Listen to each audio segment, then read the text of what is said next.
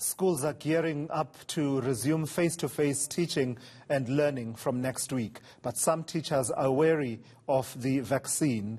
Nqobile Madlala is in Alexandra Township to check on whether schools in the area are ready to reopen. She joins me live now for that update. And Nqobile, Alexandra Township was, of course, the site of much destruction during the violence and looting that took place last week. No reports as yet that, that affected schools per se.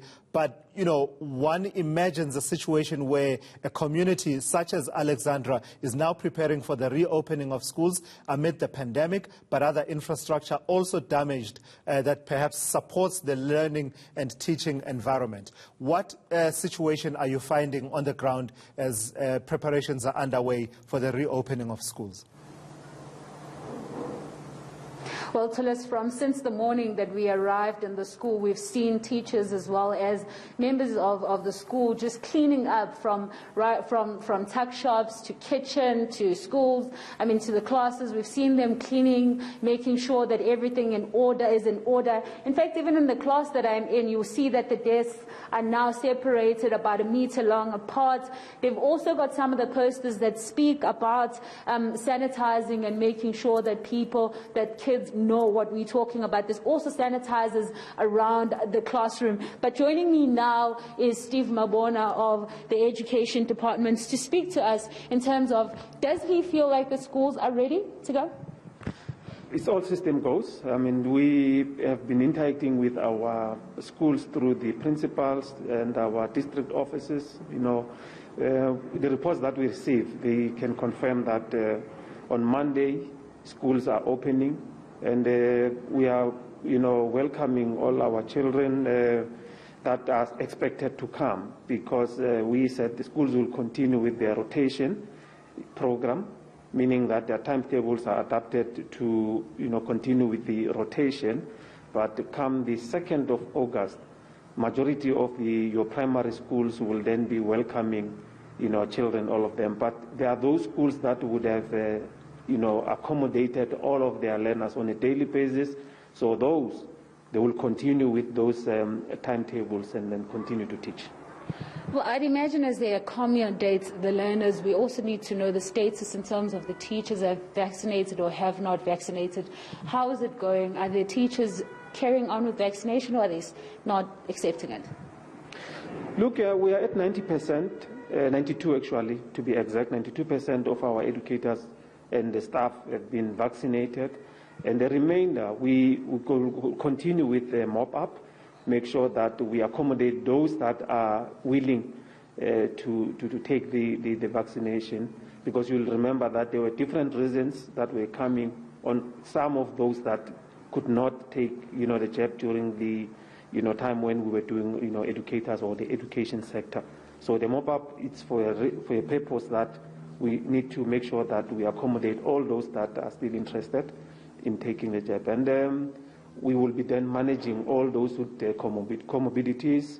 And we have substitute teachers that will continue with those in the event we need them to, to continue to substitute the teachers that are not in a position to come to school, to continue with the process of teaching. But overall, as the province, we are ready, and we want to say to parents they need to release our children, make sure that they prepare uniform, stationery, everything that they need, so that when the school interact with parents to say children must come, then they should be in a position to come to class.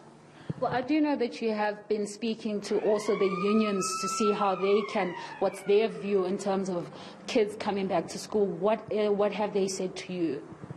Well, we have approval from the unions. We also consulted the SGB associations. We also did your learner, formations, leadership.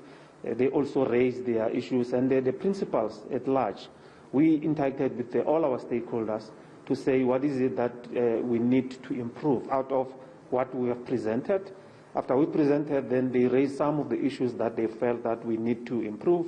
And our officials are working tirelessly to make sure that we improve on all issues that would have been raised by all our stakeholders. And they are making sure that all those are are being attended to. But we can assure them that all those minor, glitches, they should be attended to, and we are ready to welcome everyone coming in our sector. We lost so much in terms of your curriculum time, especially the primary schools. The parents there need to understand that we want actually our children, all of them, as in on Monday, but we know that in some other schools they said no, will not be in a position to do that this week, but give us probably some time.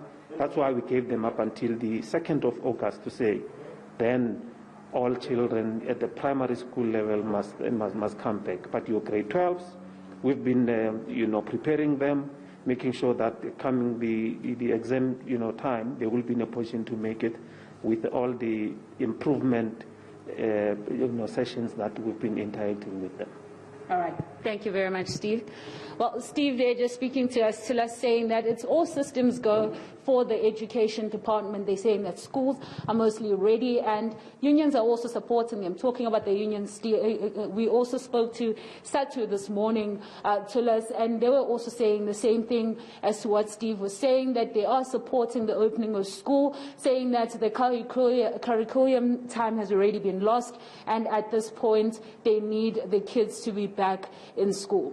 All right, thank you for that. That's eNCA's Nqobile Madlala out in Alexandra Township. It sets the scene nicely for my next conversation then. The Basic Education Minister, Angie Motshekga, is expected to brief the nation on the reopening of the education sector on Sunday. But is that a good move, seeing that there's still some hesitancy to vaccinate among some teachers? That's what we are told at